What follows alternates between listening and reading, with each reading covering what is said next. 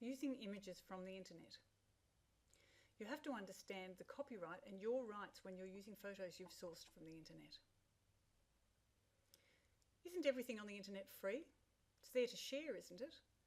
Can I use photos I find on Google Images? Well, the answer to that is both yes and no.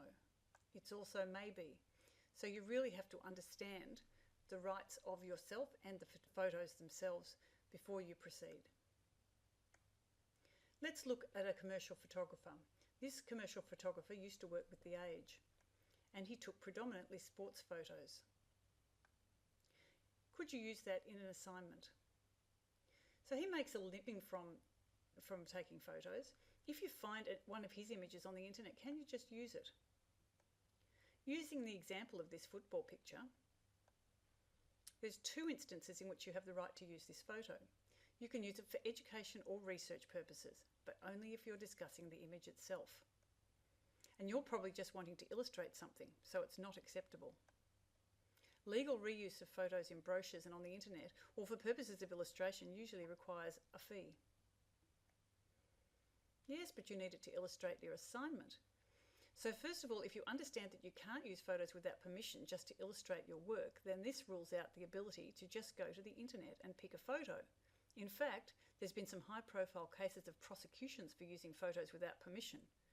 And republishing on the internet or using music as background and uploading to YouTube can land you in lots of hot water.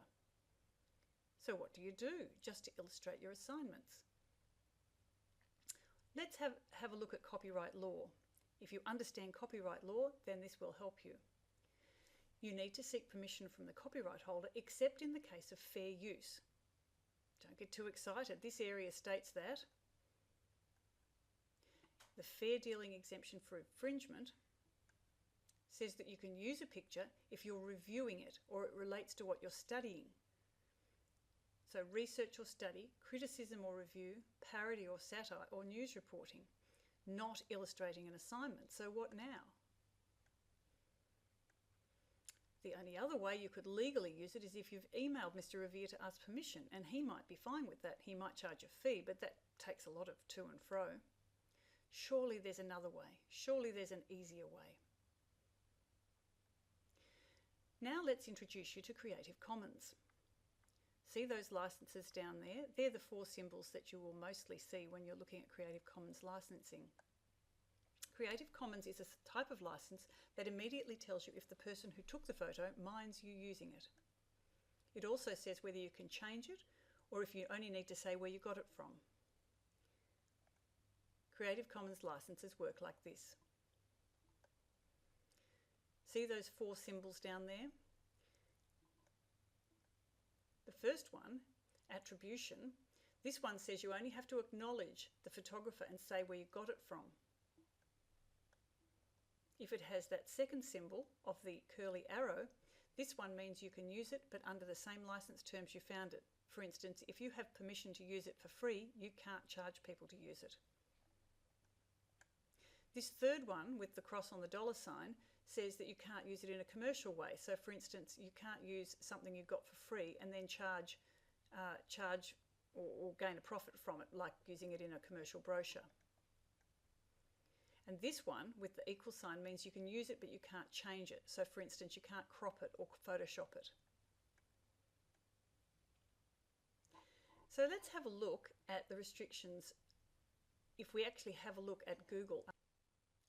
Let's continue with the example I was using of football, and say for instance you wanted to look for something on the Carlton Football Club. Let's type in Carlton Football Club and go to the images section. Notice that all of the images here are mostly logos and images that would belong to the Carlton Football Club. This possibly is Herald Sun. One way or another, I would not touch any of these because the AFL are very litigious when it comes to protecting the rights of the clubs and of their marketing and their logos. So I would steer right clear of using any of these images. Now we're going to look at something you hadn't probably looked at. Go down to search tools and look at usage rights. Now here you'll see there's a number of different licenses that you can use, but mostly what you'd be wanting to look at is labelled for non-commercial reuse. So let's have a look, and you get a completely different range of photos here. In fact, I wouldn't be using this one because somebody's probably just put that up without actually putting the rights in it. But say, for instance, you wanted to use this particular photo over here. How do we find out what the rights of that are? So we're going to go to this, it's very odd that that's on the Carlton Football Club page, but I'll continue to use this as an example. So if we, for instance, visit the page, very often these are Wikimedia or Wikipedia images, and so we go and find that that image is here, and it's not actually, it's a different one.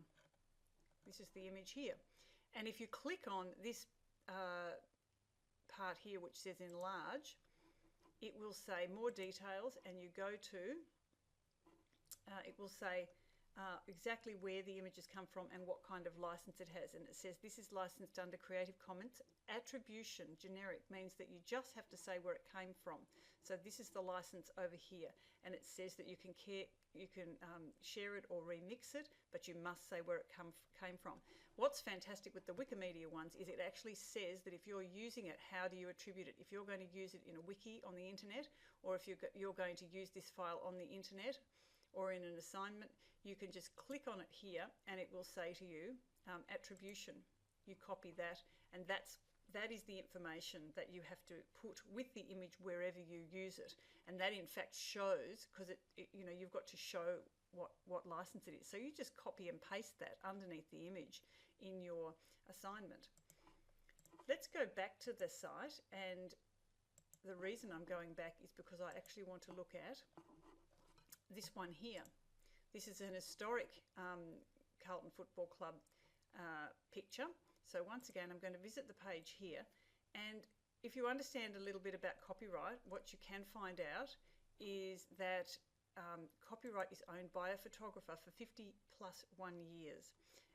Different things have different copyright, and in different countries the law is a bit different. So in Australia it's 50+1 years with photos, and with this one you'll find in the description there's no copyright at all, because this is in the public domain. The terms of the copyright has expired, it's older than 50 years old, so you're able to use that. And once again, if you're going to reuse it, it's also by an anonymous photographer, very possibly because newspaper photographers, which is likely who it was taken by, didn't actually use bylines in those days. So you can copy and paste that, and it says then that you're using an image that's in the public domain. So you're legally using photos. Another great place to go looking for images is when you type into your search bar search.creativecommons.org. That's a really good one to actually save on your toolbar to use if you use pictures regularly. And that takes you to the Creative Commons page, and you can, for instance, and this is really useful, you can look for images, you can look for videos, and you can look for music, all of which is copyright free or licensed using the Creative Commons licensing scheme, so that you don't have to worry if you're using background music about breaking copyright. So for instance, I can type in here Carlton Football Club, and I'm going to say I don't want to use it for commercial purposes, but I might want to modify or adapt it. Now a great place to go looking for that is Flickr. You can look at Google, but we've already looked at an easy way to do that. So here you'll find these ones here are probably, as we discussed in the previous video, they're probably out of copyright because they're older than. This one here, if we have a look at the rights that this person has put up, they've asked you to attribute to them. So you would attribute and say that you found this image on Paul Ebbage's Flickr page, and it was taken on this date, and you'd put the CC for Creative Commons. So that's a brilliant way to find images which are have rights that you can use. So using with permission is that easy. There's no excuses for using photos you don't have the rights to, and your teachers should be expecting to see credit from where you receive your photos, just like when you put a bibliography at the end of your assignment. So don't be lazy.